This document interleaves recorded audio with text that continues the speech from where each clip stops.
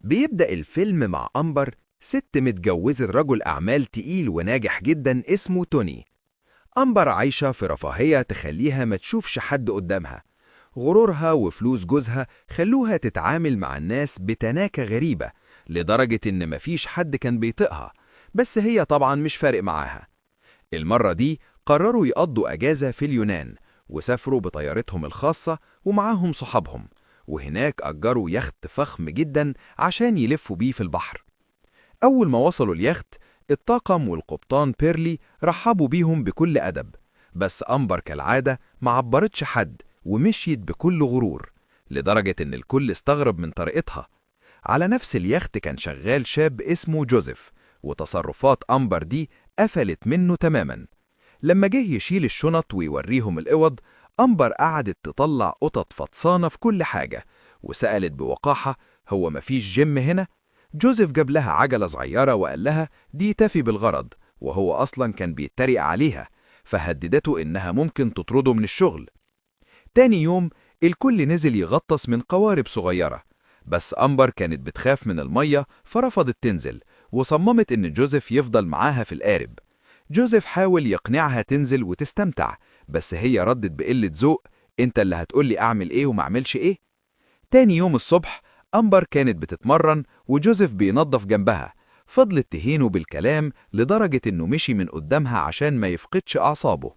وقت الغدا الأكل ما عجبهاش، فكلمت جوزيف بطريقة وحشة وقالت له: الأكل بارد يا عم، سخنه هاته دلوقتي.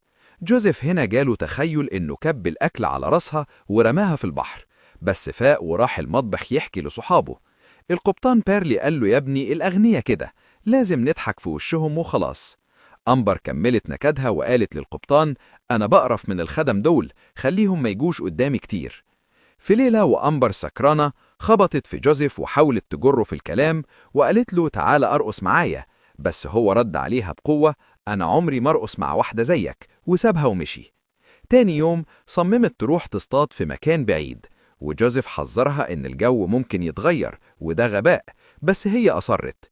أخدها في قارب بموتور وبعده كتير، وفجأة الموتور عطل. جوزيف اكتشف إنه نسي يبص على البنزين والقارب فضي خالص. أمبر اتجننت وقعدت تصرخ، بس جوزيف سكتها وقال لها: أنا حذرتك وإنت اللي صممتي، دلوقتي إحنا محبوسين هنا ومضطرين نستنى حد ينقذنا. عدت ليلة وجه تاني يوم ومحدش جه، والأكل والشرب خلصوا. أمبر لقت مسدس إشارة في الصندوق، وجوزيف قال لها: ده للمساعدة، بلاش تضربيه دلوقتي. جوزيف قدر يصطاد سمكة صغيرة واداها لأمبر، بس هي رمتها بقرف وقالت: دي قذرة. فجأة شافوا قارب من بعيد. أمبر مسكت مسدس الإشارة، وبدل ما تضربه في السما ضربته في القارب بتاعهم وبالغلط خرمته. القارب بدأ يغرق وبقوا ماسكين في النص الباقي منه وعايمين في رعب. الدنيا مطرت وعاصفة قامت، وقضوا ليلة سودة في المياه. الصبح شافوا جزيرة صغيرة ووصلوا لها بالعافية. أول ما وصلوا، أمبر رجعت لتناكتها وقالت: المحامي بتاعي هيرميك ورا القضبان.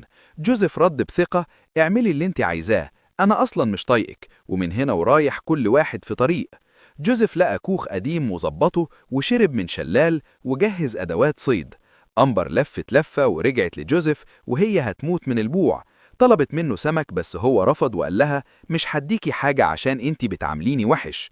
هي حاولت تشتريه بفلوس وإسورة دهب، بس هو رماهم وقال لها: هنا لا فلوسك ولا غرورك ليهم لازمة، لو جعانة اصطادي بنفسك. أمبر رمت عليه تراب، فجوزيف فقد أعصابه واداها قلمة على وشها وقال لها: من هنا ورايح أنا المدير وإنت الخدامة، لو عايزة تاكلي تقولي لي حضرتك، وأول حاجة تعمليها تغسلي هدومي.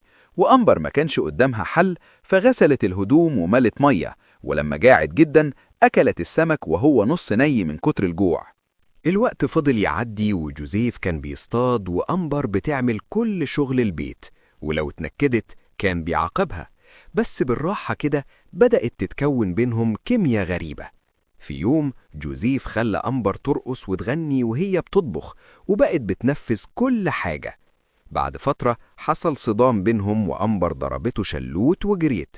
جوزيف مسكها وكان عايز يحسسها يعني إيه تبقى ضعيفة، وقال لها: انت بتهيني الناس الأقل منك، بس هم بشر ليهم حق، لما تحسي بغلطك تعالي وأنا هساعدك.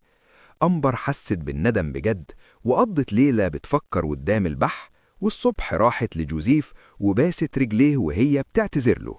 جوزيف سامحها فوراً وبقوا أصحاب، وبدأوا يقربوا من بعض أكتر وأكتر لغاية ما فقدوا السيطرة على مشاعرهم وبقوا عشاق بجد في الكوخ الصغير ده.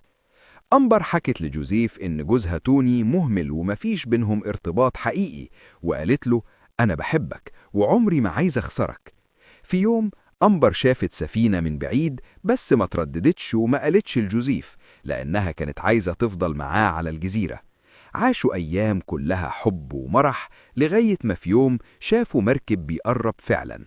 أمبر خافت وقالت له لو مشينا هنتفرق، بس جوزيف طمنها وقال لها لو حبنا حقيقي هنفضل سوا في أي مكان، وشاوروا للمركب وأنقذوهم.